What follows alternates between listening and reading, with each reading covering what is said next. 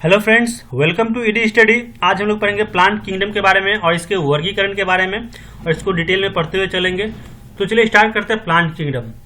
Plant kingdom मतलब जितने भी प्लांट है, पौधे हैं अर्थ पे, उसको हम लोगों ने दो पार्ट में डिवाइड किया है।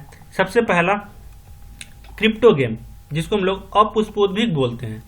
तो अपुष्पोद्भिक पौधे वे होते हैं जिनमें फल फूल नहीं लगते हैं। तो वैसे पौधे जिनमें फल फूल नहीं लगते हो उसको हम लोग क्रिप्टोगेम के अंतर्गत रख के पढ़ते हैं। नेक्स्ट है फेंड्रोगेम, जिसे हिंदी में हम लोग पुष्पोद्भिक बोलते हैं। मतलब वैसे पौधे जिनमें फल फूल लगते हो उसको हम लोग फेंड्रोगेम के अंतर्गत रख के पढ़ते हैं। तो दो पार्ट में डिवाइड किए, अपुष्पोद्भिक और पुष्पोद्भिक। अपुष्पोद्भिक पौधे आगे चलकर तीन पार्ट में डिवाइड होता है। सबसे पहला थैलोफाइटा, दूसरा ब्रायोफाइटा और तीसरा टेरिडोफाइटा। इसे हम लोग हिंदी में थैलोफाइटा, ब्रायोफाइटा और टेरिडोफाइटा ही बोलते हैं। फिर थैलोफाइटा आगे चलकर दो पार्ट में डिवाइड होता है। सबसे पहला कवक और शैवाल। तो ये हम लोगों ने अपुष्पोद्भिक पौधों को वर्गीकृत किया और इसके बारे में जाना। नेक्स्ट आते हैं फेंड्रोगेम में पुष्पोद्भिक में। पुष्पोद्भिक को हम लोग दो पार्ट में डिवाइड करते हैं, जिम्नोस्पर्म और एंजियोस्पर्म। जिम्नोस्पर्म को हिंदी में अनावृत बीजी बोलते हैं। अनावृत बीजी के अंतर्गत वैसे पौधों को रखते हैं जिनके बीज के ऊपर से कोई आवरण नहीं होता, उनके बीज नग्न होते हैं। वैसे पौधों को हम लोग अनावृत बीजी में रख के पढ़ते हैं। जैसे ये प्लांट का नाम है पाइनस। ये जनरली माउंटेन एरिया में पाया जाता है। ये जो देख रहे हैं ये फल है इस पाइनस प्लांट का। इस पाइनस प्लांट का जो ये फल है, इसका ये सिर्फ बीज दिख रहा है क्योंकि इसके ऊपर से कोई कवर नहीं है। तो एक ऐसा पौधा हुआ अनावृत बीजी हुआ। नेक्स्ट है एंजियोस्पर्म या फिर आवृत बीजीय। आवृत बीजी के अंदर वैसे पौधों को रखते हैं जिनका बीज फल के अंदर पाया जाता है, या फिर बोल सकते हैं कि उनके बीज के ऊपर से कवर होता है या फिर कोई आवरण होता है। जैसे एग्जाम्पल के लिए आप देख लीजिए मैंगो, जो आम का फल होता है उसके ऊपर से कवर होता है। आप सेब भी देख सकते हैं, सेब का जो बीज होता है उसके ऊपर से भी कवर होता है। अंगूर का बीज भी होता है, वो फल के अंदर होता है। तो सिंपल लैंग्वेज में बोल सकते हैं कि वैसे पौधे जिनका बीज फल के अंदर रहता हो उसको आवृत बीजीय, और वैसा फल या फिर वैसा पेड़ का बीज जिसके ऊपर से कोई आवरण नहीं हो, वो नग्न हो, उसको अनावृत बीजी में रखते हैं। तो ये हम लोगों ने फेंड्रोगेम के बारे में जाना। फिर एंजियोस्पर्म, ये दो पार्ट में डिवाइड होता है, एक बीजपत्री और द्विबीजपत्री। एक बीजपत्री वैसे पौधे के बीज होते हैं जिनमें एक ही बीज पत्र हो, और द्विबीजपत्री जिसमें दो बीज पत्र हो।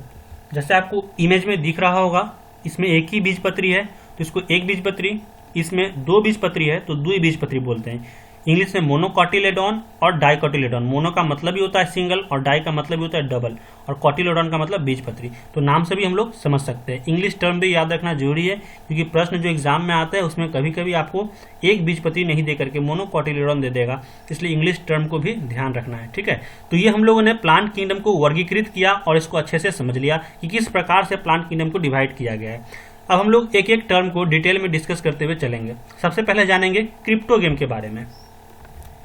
क्रिप्टोगेम या अपुष्पोद्भिक, ये मैंने बताया कि वैसे पौधे होते हैं। सबसे पहला पॉइंट कि वैसे पौधे होते हैं जिनमें फल फूल नहीं लगते हैं। नेक्स्ट जानते हैं इसके प्रजनन के बारे में। क्रिप्टोगेम पौधे का संख्या किस प्रकार से बढ़ता है, किस प्रकार का प्रजनन इसमें देखा जाता है।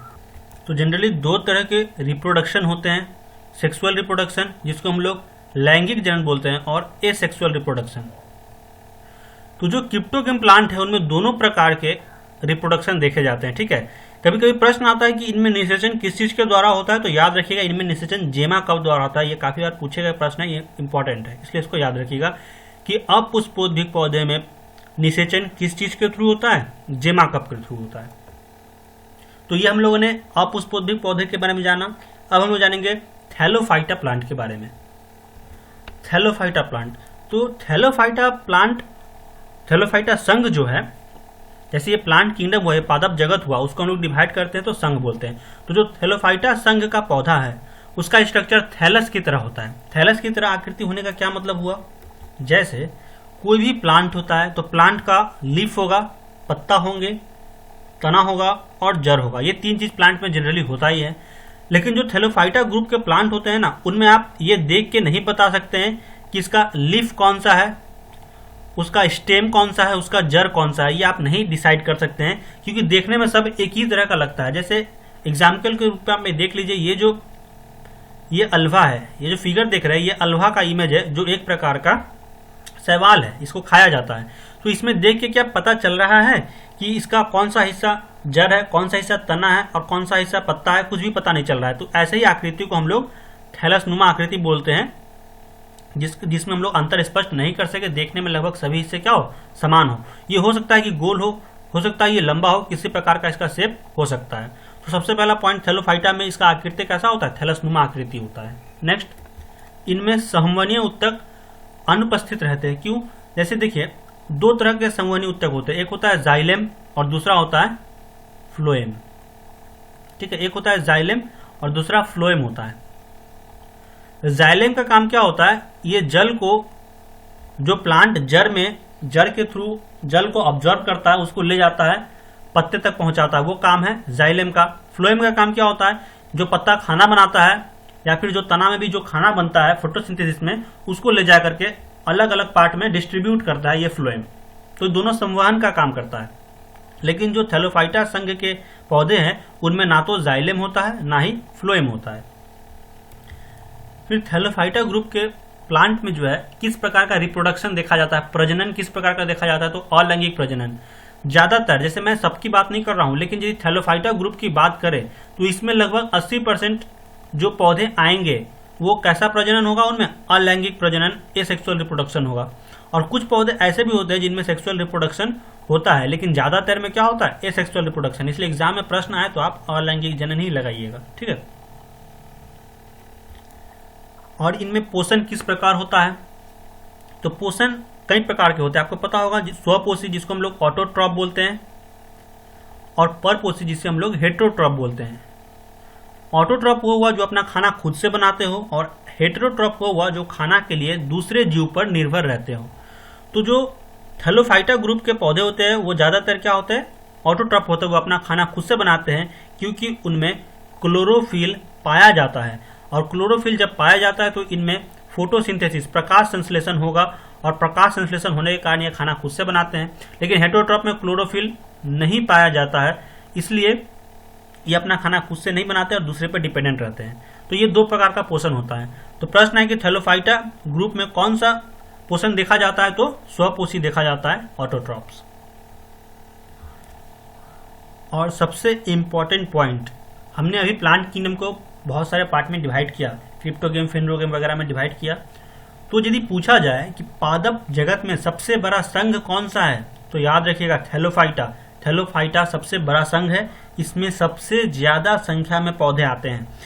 जैसे मैंने डिवाइड किया थैलोफाइटा, ब्रायोफाइटा, टेरिडोफाइटा, ये तीनों डिवाइड किया। फिर थैलोफाइटा में क्या क्या आता है, तो फंगस और एल्गा। इसमें एक और आता है जो हम लोग पढ़ेंगे, लाइकेन, और कुछ बैक्टीरिया भी इसमें आते हैं थैलोफाइटा संघ में। तो इसलिए क्या हो जाता है कि थैलोफाइटा संघ जो है सबसे बड़ा हो जाता है। तो प्रश्न आता है कि सबसे बड़ा संघ पादप जगत का कौन सा है, तो वो है थैलोफाइटा। तो हम लोगों ने अपुष्पोद्भिक और थैलोफाइटा प्लांट के बारे में बहुत अच्छे से समझ लिया। अब हम लोग समझेंगे फंगस के बारे में। थैलोफाइटा को याद कीजिए, मैंने दो पार्ट में डिवाइड किया था। एक था फंगी, जिसको हम लोग कवक बोलते हैं, और दूसरा एल्गी, जिसे हम लोग शैवाल बोलते हैं। तो अब हम लोग फंगी के बारे में जानेंगे, कवक के बारे में।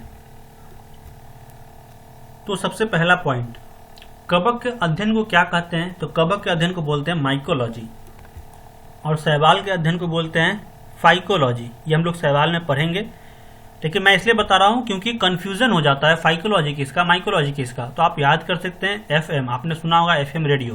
तो F फॉर फंगी और M फॉर माइकोलॉजी, आप ऐसे ट्रिक बना के इसको याद कर सकते हैं। तो कवक के अध्ययन को क्या बोलते हैं, माइकोलॉजी। कवक सूक्ष्म जीवी होता है, आपको पता होगा, ऐसे भी देखने को बहुत जगह मिलता है, जैसे मशरूम हो गया, ईस्ट हो गया। कवक ना मल्टी सेलुलर होता है। मल्टी सेलुलर किसको बोलते हैं, तो बहुकोशिकीय। कभी प्रश्न है कि कवक क्या होता है, बहुकोशिकीय या फिर एक कोशिकीय, तो कवक होता है बहुकोशिकीय, बहुत सारे सेल से बना होता है। लेकिन इसके कुछ एक्सेप्शन भी है। ईस्ट वैसा कवक है जो एक कोशिकीय है, या फिर इसको हम लोग बोलेंगे यूनिसेलुलर है, यूनिसेलुलर। ठीक है। तो कवक क्या होता है, जनरली बहुकोशिकीय होता है, लेकिन एक एक्सेप्शन याद रखिएगा, यूनिसेलुलर कौन सा, ईस्ट है। ईस्ट क्या है, कवक है, लेकिन ये यूनिसेलुलर है, एक कोशिकीय है। Next point, chlorophyll. तो कवक में क्लोरोफिल नहीं पाए जाते, इसको याद रखिएगा। जब कवक में क्लोरोफिल नहीं पाए जाते हैं तो कवक अपना खाना खुद से नहीं बनाता है, कवक अपना भोजन के लिए किसी दूसरे जीव पर या फिर जंतु पर निर्भर रहता है, इसलिए ये क्या होगा, तो ये होगा स्वपोषी। तो कई प्रश्न है कि कवक स्वपोषी होता है या परपोषी, तो याद रखिएगा कवक, सॉरी स्वपोषी नहीं, इसको परपोषी बोलते हैं। परपोषी मतलब हेट्रोट्रॉप होते हैं, ये हम लोग को आगे पॉइंट आएगा उसमें भी देखेंगे क्या होता है, हेट्रोट्रॉपिक होता है। तो फंगस, अब जानते हैं सेल के बारे में। फंगस जो सेल से बना हुआ होता है ना, उसके सेल के आउटर कवरिंग को हम लोग काइटिन बोलते हैं। जैसे प्लांट सेल जनरली किस चीज का बना होता है, तो प्लांट सेल जनरली सेलुलोज का बना हुआ होता है। सेलुलोज भी एक प्रकार का कार्बोहाइड्रेट ही है। दूसरी प्रकार फंगस का जो सेल है, कोशिका भित्ति, कोशिका भित्ति जो सेल का आउटर कवरिंग होता है उसको बोलते हैं। तो फंगस का कोशिका भित्ति काइटिन का बना होता है। काइटिन या फिर इसको चिटिन भी पढ़ते हैं हम लोग कभी कभी, कोई चिटिन पढ़ता है, कोई काइटिन पढ़ता है। तो फंगस का आउटर कवरिंग किस चीज का बना होता है, चिटिन का। नेक्स्ट, भोजन को ग्लाइकोजन के रूप में ग्रहण करते हैं। इसको समझने के लिए आप सिंपल सा एक चीज समझ सकते हैं। जैसे यदि आपको कोई आटा दे तो क्या आप उसे खा लीजिएगा, ऐसे हम लोग डायरेक्ट नहीं खा सकते हैं। पहले उसको हम लोग पकाते हैं, पका के उसको हम लोग रोटी बनाते हैं, उसके बाद उसे हम लोग खाते हैं, क्योंकि हम लोग डायरेक्ट आटा नहीं खा सकते हैं, हम लोग रोटी के रूप में इसे ग्रहण करते हैं भोजन को। तो उसी प्रकार फंगस जो है वो भोजन को ग्लाइकोजन के रूप में ग्रहण करता है, ठीक है ना। ग्लाइकोजन क्या है, तो ये भी एक प्रकार का कार्बोहाइड्रेट ही है। काइटिन क्या था, तो काइटिन भी एक प्रकार का कार्बोहाइड्रेट ही था, इस बात को भी ध्यान रखिएगा। काइटिन को सुनने में लगता है कुछ ऊट पटांग है, तो नहीं, काइटिन भी एक प्रकार का क्या है, कार्बोहाइड्रेट ही है, जिसे सेल में बना लाता है। और ग्लाइकोजन क्या है, ये भी कार्बोहाइड्रेट ही है। इसके रूप में ही फंगस अपना भोजन को ग्रहण करते हैं। नेक्स्ट, फंगस के पोषण के बारे में समझते हैं। मैंने पहले ही बताया था कि फंगस के पास क्लोरोफिल नहीं होता है, और ये कैसे होते हैं, तो हेटेरोट्रॉफिक होते हैं, विषमपोषी, अपने भोजन के लिए दूसरों पर डिपेंडेंट रहते हैं। दूसरा, ये मृतोपजीवी भी होते हैं। मृतोपजीवी क्या होता है, तो वैसे जीव जो मरे हुए पौधे से या फिर मरे हुए जंतु से अपना भोजन को प्राप्त करते हो, उसको लोग मृतोपजीवी बोलते हैं। तो कवक भी जो है वो भी मरे हुए जंतु या जीव से क्या करते हैं, अपने भोजन को प्राप्त करते हैं। जहां भी देखिएगा जो मरा हुआ एरिया होगा वहां पे मशरूम ज्यादा पाया जाता है, जो मरा हुआ जीव जहां पे होता है वहां पे मशरूम ज्यादा पाया जाता है। क्यों, क्योंकि मशरूम भी क्या है, एक प्रकार का कवक ही है, और ये क्या होता है, नेचर में सैप्रोफाइट होता है, मतलब ये अपना खाना सड़े गले चीज से, मरे हुए चीज से प्राप्त करता है, ठीक है ना। मृतोपजीवी के बारे में एक और पॉइंट ये है कि मृतोपजीवी को हम लोग अपघटक भी बोल सकते हैं, सबको नहीं लेकिन कुछ को बोल सकते हैं। अपघटक क्या होता है, तो वैसे सूक्ष्म जीव जो कार्बनिक पदार्थ को, कॉम्प्लेक्स जटिल कार्बनिक पदार्थ को तोड़ दे सिंपल कार्बनिक पदार्थ में, जो कॉम्प्लेक्स है उसको तोड़ दे सिंपल कार्बनिक पदार्थ में, उसी को हम लोग अपघटक बोलते हैं। तो जो सेप्रोफाइटिक कवक होते हैं, मृतोपजीवी कवक होते हैं, वो मरे हुए जीव को तोड़ करके सिंपल कार्बनिक कंपाउंड में बदल देते हैं। क्योंकि कॉम्प्लेक्स होता है, कोई भी जीव है तो उसमें बहुत तरह का यौगिक पाया जाता है, बहुत सारे तत्वों से बना रहता है, तो यही अपघटक उसको क्या करते हैं, सिंपल कार्बनिक कंपाउंड में तोड़ देते हैं, और वो फिर जाके मिट्टी में मिल जाता है और उससे अपना भोजन को भी प्राप्त कर लेते हैं। तो अपघटक का काम क्या हुआ, अपघटक का काम होता है, इसको इंग्लिश में डीकम्पोजर बोलते हैं। तो अपघटक का काम होता है सड़े गले चीज को मिट्टी में मिला देना, उसको और भी गला करके, ठीक है ना, उसी को हम लोग अपघटक बोलते हैं। तो मशरूम जो है, सॉरी जो मतलब जो सेप्रोफाइट मृतोपजीवी होते हैं, वो एक तरह के डिकम्पोजर भी होते हैं, अपघटक भी होते हैं, इस बात को भी ध्यान रखिएगा।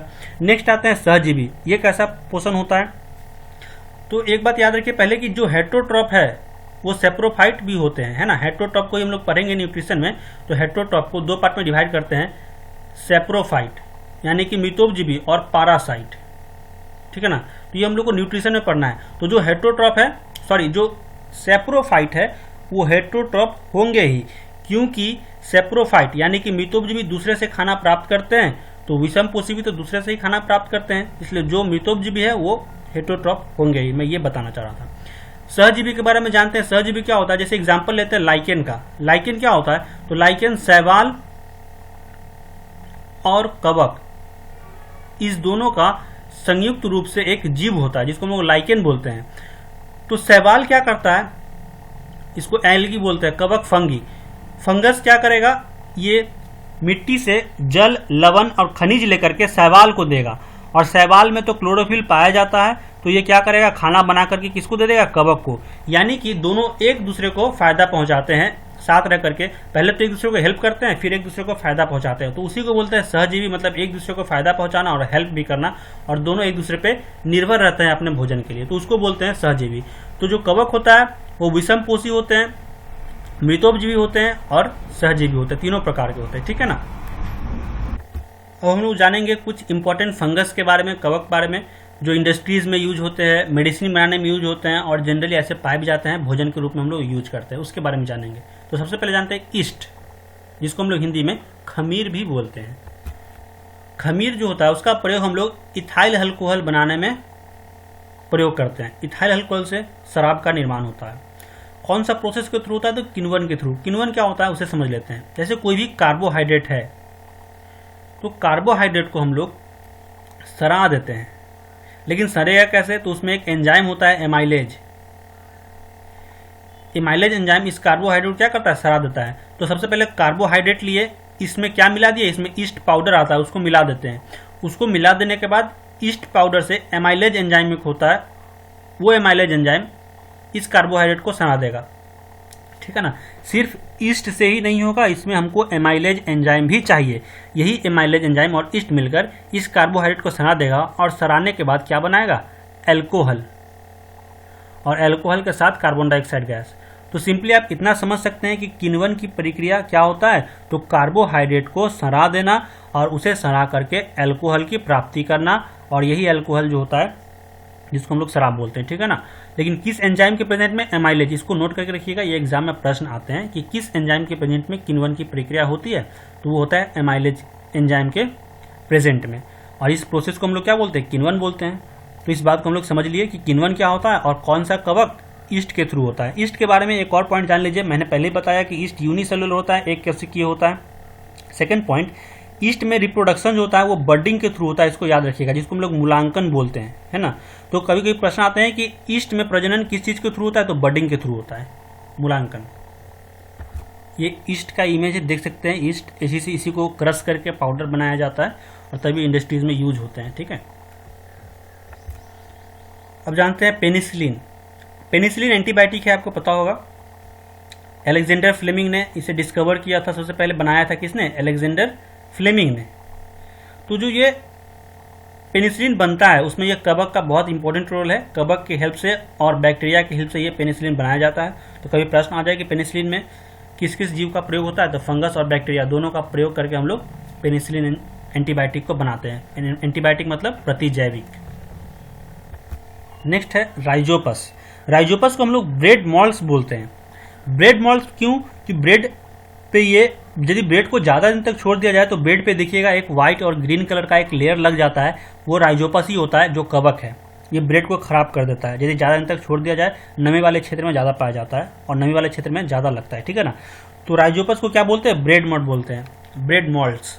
जैसे आप इमेज में देख सकते हैं, ये ब्रेड है और ब्रेड पे जो ये व्हाइट कलर का लगा हुआ है, ग्रीन ग्रीन कलर का, ये क्या है, राइजोपस कवक है, ठीक है।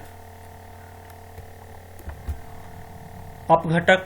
अपघटक मैंने अभी समझाया, जो सेप्रोफाइट मृतोपजीवी होते हैं वो क्या करते हैं, तो जो मरे हुए जीव होते हैं उसको सड़ा गला देते हैं, और वैसे ही सूक्ष्म जीव जो मरे हुए चीज को सड़ा गला दे उसको हम लोग अपघटक बोलते हैं। जैसे ये राइजोपस और एगरिकस उसका एग्जाम्पल है। राइजोपस देखे ब्रेड में लगा हुआ था, और ये जो जटिल कार्बनिक पदार्थ होता है उसको सिंपल कार्बनिक पदार्थ में कन्वर्ट कर देता है। मतलब सीधे समझिए तो जो मरे हुए चीज होते हैं, जीव जंतु होते हैं, उसको ये सड़ा गला देता है, ठीक है।